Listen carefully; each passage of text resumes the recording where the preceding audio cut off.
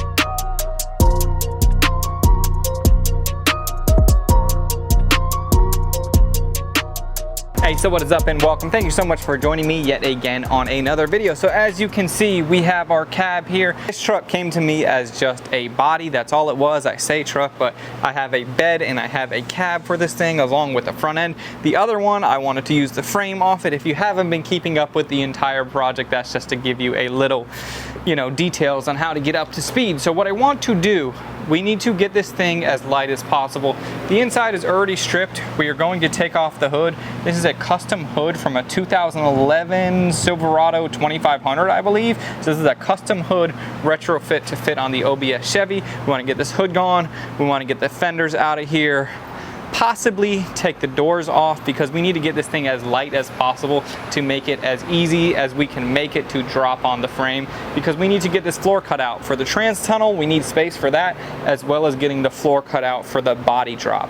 We need the bottom of the rockers to be sitting on the ground as the frame is sitting on the ground. From factory, if the frame is on the ground, the rockers are still off about 2.5 to 3.5 inches. Don't quote me on those exact numbers. So let's go ahead and get started. Front end ripped off.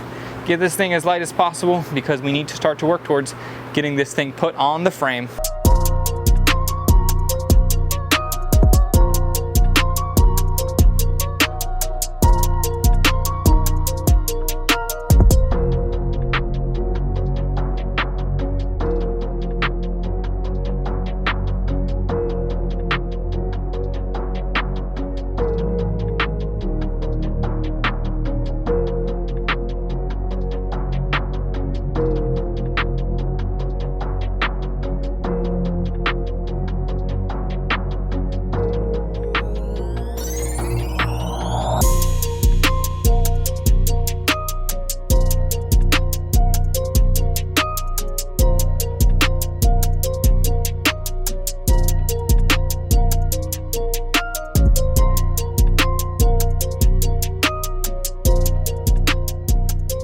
So we are in really good shape. Front end is ripped off, that's off to the side. We have the doors off, all 3 of them. That's right, 3 doors. This is a 3-door cab. We have 1 on this side, and then we have 2 over there. The next thing that I want to work towards is I want to get this in the shop on the frame, and it's kind of a weird concept without having a lift, so I need to think about what's going to work for me, how to make this happen. And what I'm thinking is I want to sit this on the frame with the body in the proper location, or without it being body dropped yet. So what I need to do is I need to get the transmission tunnel cut out of there, because that's inevitable. With the motor being raised, the transmission, all that stuff is going to be higher up in the cab. I will have to build that back after the fact. I'm thinking then we will cut out the floor once it's in there. I will put a jack stand on all 4 corners, and that's kind of my plan. So all, in a long-winded way, what I'm saying is the next step is to cut out the transmission tunnel, so that way we can drop this thing on the frame and then get it into the shop.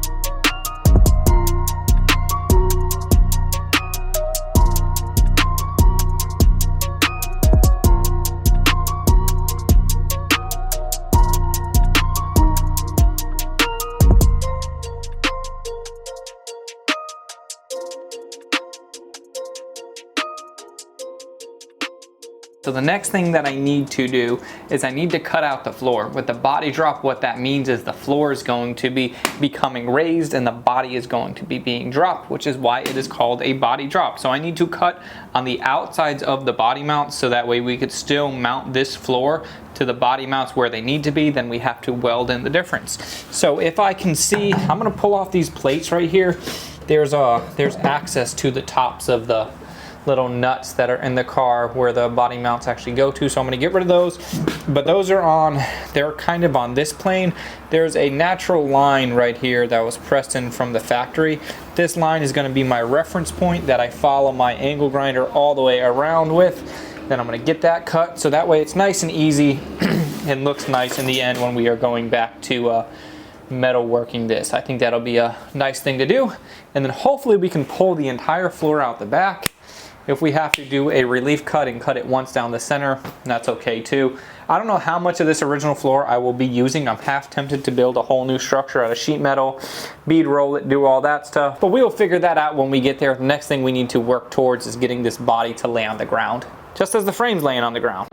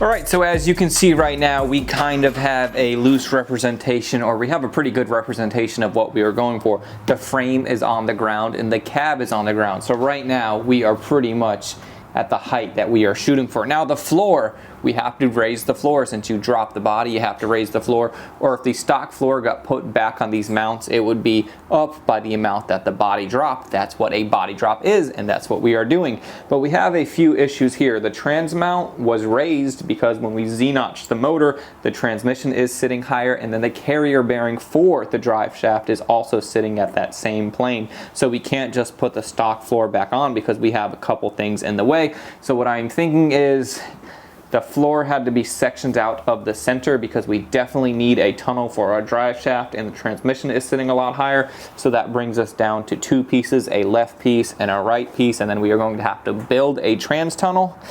I was debating on building an entirely new floor from scratch, but then I also thought to myself, what would most of you guys be doing? What's cheaper, what's easier, what's going to get it done to where it is still proper, and what is going to relate to my audience the most? I'm thinking doing whatever we can to get the stock floor back in here is probably the way that I want to go, and that's the direction that I'm going for now. So we have the floors over there on some sawhorses. We are going to drill out some spot welds to get rid of the old heat shielding from the old exhaust and get rid of all of that stuff, because that is the first thing that's hitting on these cross members.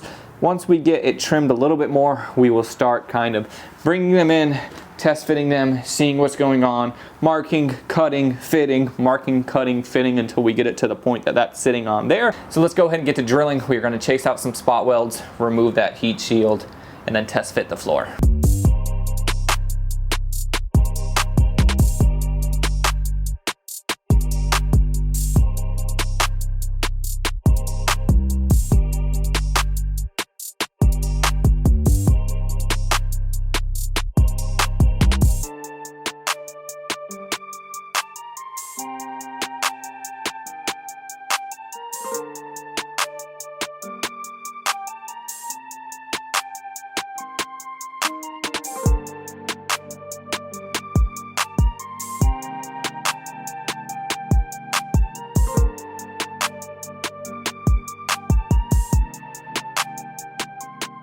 All right, so as you can see, we got the floor in minus the trans tunnel drive shaft tunnel area. We are actually in really good shape. Let me show you what I've done thus far. So we kind of have the trans tunnel there that is lifted up by some 2x4s. I'll probably trim out that back section right there. It doesn't necessarily need to come back this far. I'll also want to add some structure in between so that way we can start to get some structure back into this thing. But let's look at the back here. One thing that's pretty neat about this area is all of this entire seam will be hidden behind the bed. So I have this all prepped out, and you can see that we are like nice and level. We're not snagging or anything right there. That is a nice, beautiful seam. This was overlapped. As it was overlapped, I made one nice cut so that way it was perfectly gapped out. The gap right here is the thickness of a angle grinder blade, which is nice because we need to weld in that gap and not butt it together.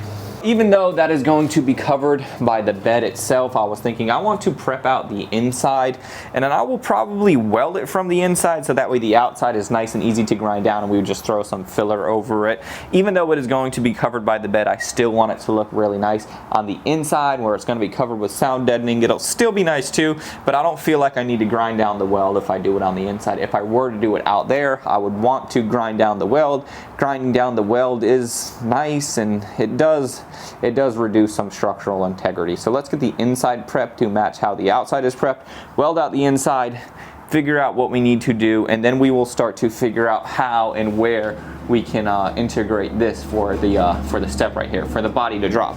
If the body dropped about 2.5 inches, we need to put a 2.5 inch step right there. And all in all, it's not an insane body drop because we already got the frame on the ground. So with the combination of getting the frame to lay on the ground and then dropping the body that much more, we are in really, really good shape. So let's not slow down, let's keep it rolling.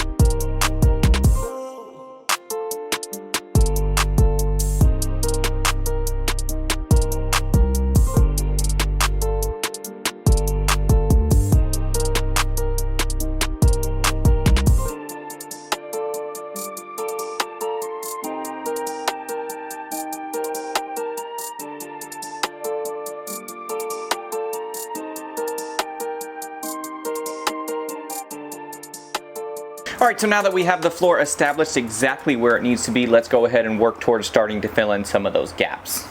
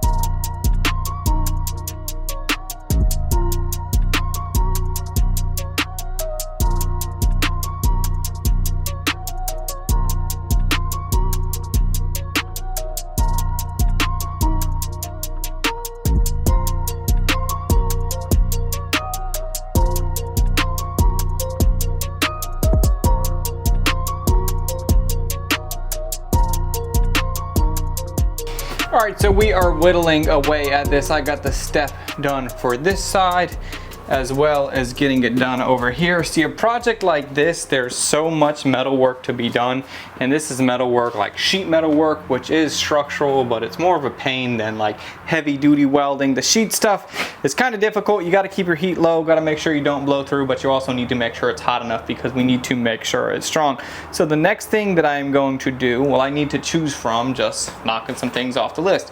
We have the trans tunnel that I can focus on. I don't have enough sheet metal and house to start to work on that. but there's this big gaping hole right here, and we had to clearance this area out quite a bit more for the tire to be able to turn.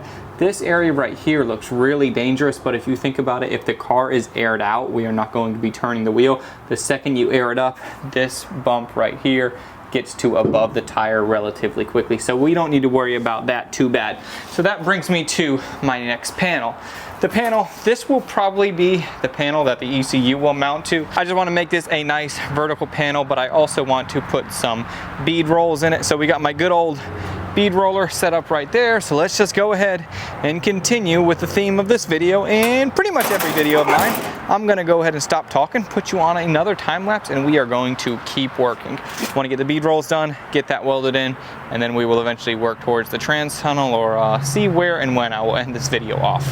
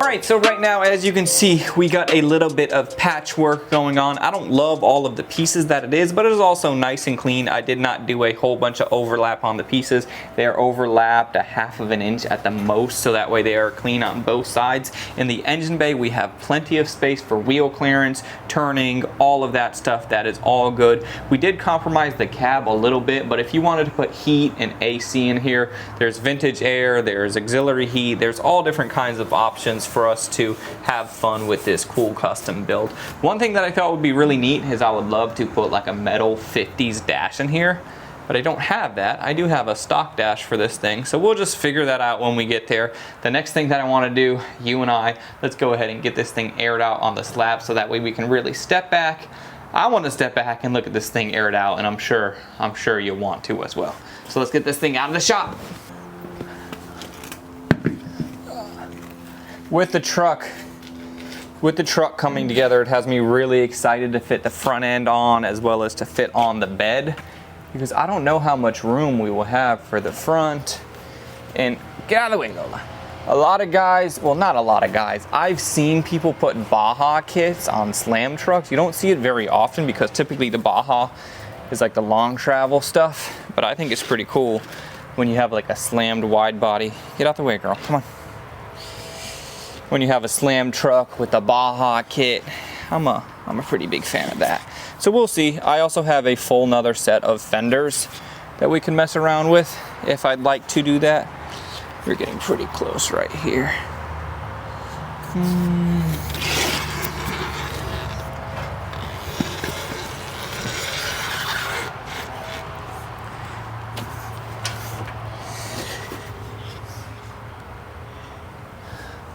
All right, so let's air this thing out, dude. This thing should lay. Can you see it pretty good from right there? You can, you're good to go. Let's air this thing out, dude. I don't know why I hit you with a dude. Well, let's air it out.